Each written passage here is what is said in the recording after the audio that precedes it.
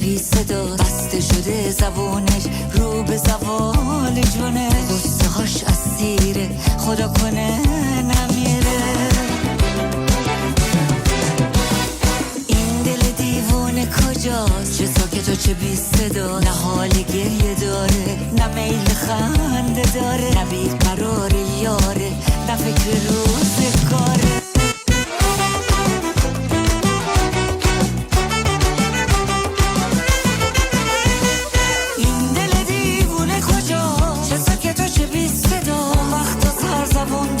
سرزنده بود و جون داشت، همه براش میمردن، براش قسم میخوردن، عشقای آتشین داشت، هزار تا هم نشین داشت.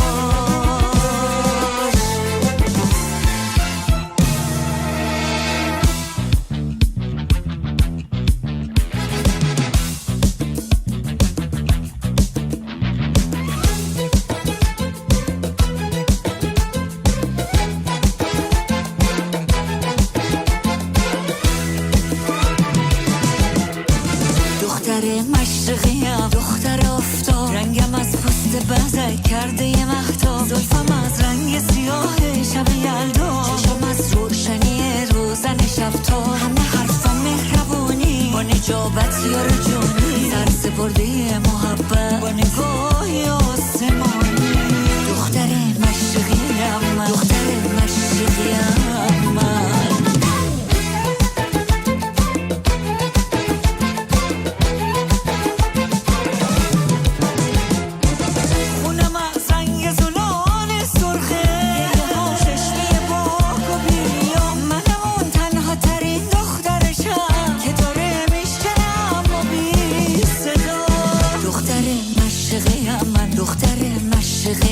دختر مشرقیم من، دختر مشرقیم.